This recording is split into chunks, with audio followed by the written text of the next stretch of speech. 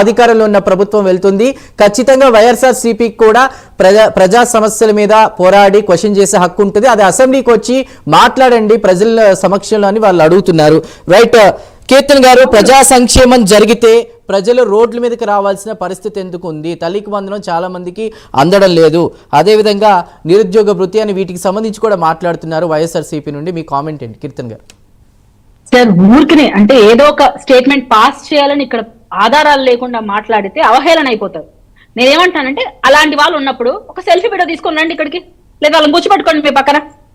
ఏ reason చూపించి వాళ్ళకి pension తీశారు, ఏ రీజన్ చూపించి పెన్షన్ ఇవ్వట్లేదు, ఏమి వైసీపీ కార్యకర్త అని చెప్పి మాకు పెన్షన్ ఇవ్వట్లేదు, ఒక రికార్డ్ తీసుకురండి, ఒక వీడియో టేప్ తీసుకురండి. ఎవిడెన్స్ లేకుండా మాట్లాడండి సార్. క్లియర్ గా సాక్ష్యాలతో సహా మాకు రిటర్న్ గా మేము రాసుకున్న ఉన్నాయి. 67 లక్షల మందికి ఈ రోజు తల్లికి వందనం అందుతుంది. మీ ప్రభుత్వంలో 42,61,165 మందికి మీరు ఇస్తే 67,27,164 మందికి మేము ఇచ్చాం. దగ్గర 24 లక్షల మంది ఎక్కువ ఇస్తున్నాం ఈ రోజు బిడ్డలకి తల్లికి వందనం. ఏ విధంగా మీరు మమ్మల్ని క్రిటిసైజ్ చేస్తారు? మళ్ళీ సార్ ఒక మాట అంటున్నారు, మేమంట సూపర్ 6 జరుగుతుంటే పారిపోతున్నారంట జనాలు. ఒకసారి గూగుల్ సెర్చ్ చేయండి సార్, మీ భాగవతం అంతా ఇక్కడ కనపడుతుంది. జగన్ మాట్లాడుతుంటే వెళ్ళిపోతున్నారు, పోలీసులు ఆపుతుంటే వెళ్ళిపోతున్నారు. వరుసగా ఈ వీడియోలన్నీ మీ భాగవతమే గత ప్రభుత్వంలో. చదవండి, అవన్నీ ఓపెన్ చేయండి ఆ వీడియోలన్నీ. నేను వేరే ఛానల్ వీడియోస్ పెట్టకూడదని నాకు నచ్చక నేను పోస్ట్ చేయట్లేదు. జగన్ గారు మాట్లాడుతుంటే వెళ్ళిపోతున్నారు, కళ్ళ ముందర ఎవిడెన్స్లు ఉన్నాయి. మళ్ళీ ఒక భారీ స్టేట్మెంట్ ఇచ్చారు సార్, ఏంటంటే జాబ్ క్యాలెండర్ గురించి మాట్లాడడంలో 2 సిలిండర్ల గురించి మాట్లాడుతున్నారు.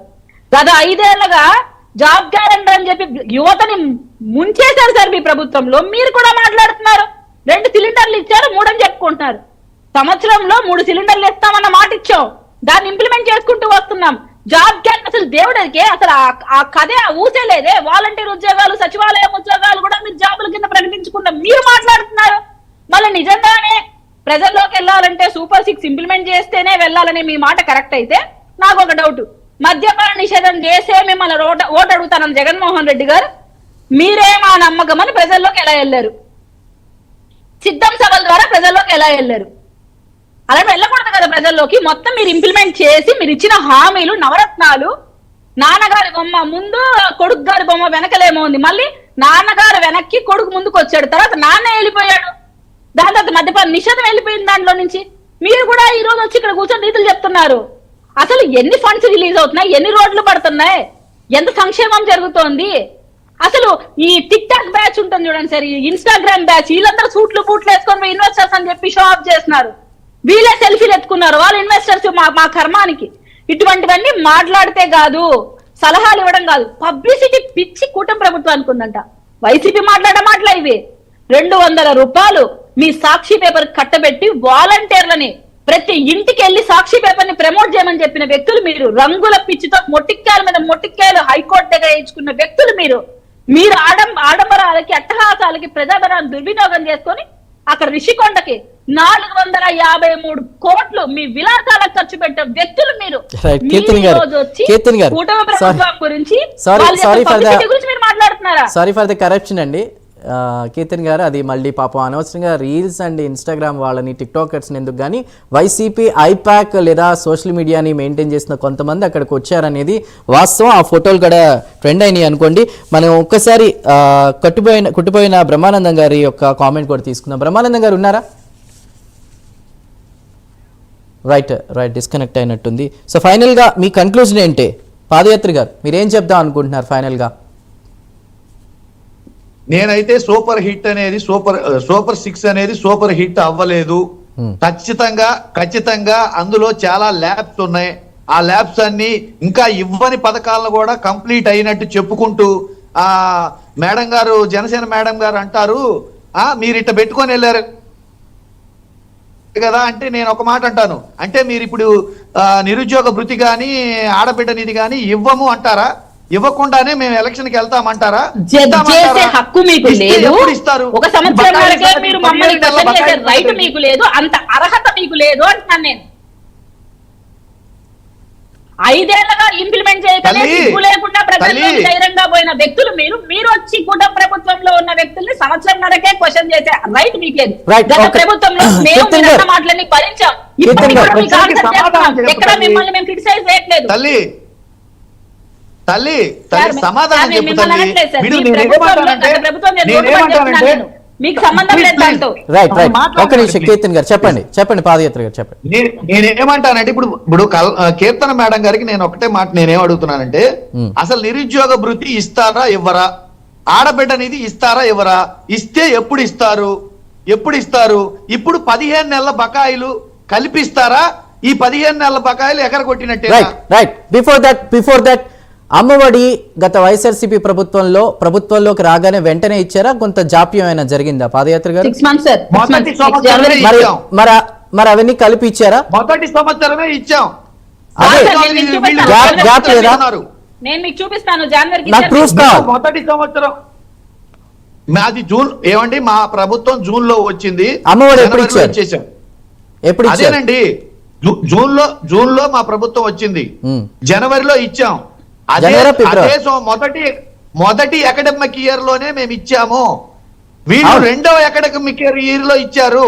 దానికి కూటమి ప్రభుత్వం చెప్తుంది గత ప్రభుత్వం ఇన్ని కోట్ల అప్పు చేసి డ్యామేజ్ చేసింది కాబట్టి క్లియర్ చేసుకుంటా చెప్పిన హామీలన్నీ కూడా మేము కొంత లేట్ అయినా అమలు చేసుకుంటూ వస్తున్నాం కాబట్టి ఏమండి? ప్రజాక్షేత్రంలోకి వెళ్తున్నాం అని చెప్తున్నారు. సార్ నేను నా క్వశ్చన్ ఏంటంటే ఇప్పుడు మనం బయట పబ్లిసిటీ కోసం ఏదైనా ఎన్నైనా మాట్లాడొచ్చు. అసెంబ్లీలో ఆన్ రికార్డు ఆర్థిక మంత్రి గారు మన రాష్ట్రానికి ఏ టైంలో ఎవరు ఎంత అప్పు చేశారని చెప్పేసి ఈ కూటమి ప్రభుత్వ ఫైనాన్స్ మినిస్టర్ స్టేట్మెంట్ ఇచ్చారు. ఆ సార్, statement జనవరి ఒకసారి 9, తీసుకోండి. 2021 కి ఇచ్చారు సార్. మీరు వచ్చింది గవర్నమెంట్ అసలు 19 లో కాదు, వస్తే ఆ జనవరి statement 2021 కి ఇచ్చారు అకాడమిక్ ఇయర్ కి. సో మీరు అంత టైం Please. తీసుకోవచ్చు. కూటమి ప్రభుత్వం వచ్చిన 15 నెలలకే మీరు వాళ్ళని ఏమేం చేస్తారు ఏమేం చేయలేరు డిక్లేర్ చేసి చెప్పండి ఈ రోజు అని చెప్పి right right right okay Vineel గారు ఫైనల్ గా మీ కన్క్లూజన్ ఏంటి? సరే ఒకటండి, ప్రజలు చాలా తెలివిగల వాళ్ళు, అధికారంలో ఉంచాలి, ఎవరిని ఎక్కడ కూర్చోబెట్టాలో ప్రజలు మొన్న 2024 తీర్పుతోనే తెలియజేసేశారు. వైసీపీ ప్రభుత్వంలో ఉన్న ప్రధాన సిద్ధాంతం ఏంటంటే వాళ్ళ అధికారంలో ఉన్నప్పుడేమో ఏమీ చేయకుండా అనమని చెప్తారు. తీరా వీళ్ళకి అధికారం కోల్పోయాక జరుగుతున్న అభివృద్ధిని చూసి వీళ్ళు ఓరవలేక విష ప్రచారాలు చేస్తారు. దీనికి కన్క్లూజన్ నేను చెప్పేది, ఎన్ని ప్రచారాలు చేసినా, ఎన్ని ఫేక్ పోస్టులు పెట్టినా, ఎన్ని థ్రెటన్స్ పెట్టినా, వినండి ముందు మీరు వినండి, ఎన్ని థ్రెటన్స్ మెయిల్స్ పెట్టినా అభివృద్ధి ఆగదు, అభివృద్ధి చెంది అలానే రాయలసీమని రత్నాలగా పరిశ్రమల శ్రీమగా తీర్చిదిద్దుతారు. ఉత్తరాంధ్రని ఆ లెవెల్లో డిబేట్ లో వచ్చిన వాళ్ళు కూడా హుకుం జారీ చేయటం మీరు వినండి అలా కాదు ఓకే వినీల్ గారు ఒక్క నిమిషం. పాదయాత్ర గారు అధికారంలో ఉన్న వాళ్ళని మేము ప్రశ్నిస్తాం, వాళ్ళే సమాధానం చెప్పాలని కాదు, ఎవరినైనా ప్రశ్నించవచ్చు, ప్రతి ఒక్కరు ప్రజలకే సమాధానం చెప్పాలి. గత ప్రభుత్వం మీ వయసు అంత ఉండదు సార్, మా అనుభవం మేము అట్లా మాట్లాడటం లేదు, జస్ట్ మేము మా బాధను చెప్తున్నాం సార్. కన్క్లూడ్ చేయండి, సమయం లేదు ప్లీజ్. మేము క్లియర్ గా అడిగిన దానికి స్ట్రైట్ గా సమాధానం చెప్పండి. నిరుద్యోగ వృత్తి ఎప్పుడు ఇస్తారు? బకాయిలతో సహా కల్పిస్తారా? ఈ 15 నెలల బకాయిలు కూడా కల్పిస్తారా? లేదు ఈ ఆడబిడ్డ నిధి ఎప్పుడు ఇస్తారు? ఈ 15 నెలల బకాయిలు కూడా కల్పిస్తారా? లేదు అసలు ఇవ్వరా? పోనీ అదేనా చెప్పండి. రైట్ సమయం లేదు, కంక్లూడ్ చేద్దాం. ప్రతి సూపర్ 6 లో చెప్పిన ప్రతిదీ కూడా అమలు చేసుకుంటూ వస్తారు కాబట్టి మీరు అడిగిన వాటికి దానికి కొంత టైం తీసుకుని చేస్తారా, మిగతావన్నీ కూడా బకాయిలు కలుపుకుని ఇస్తారా లేదా అనేది ఖచ్చితంగా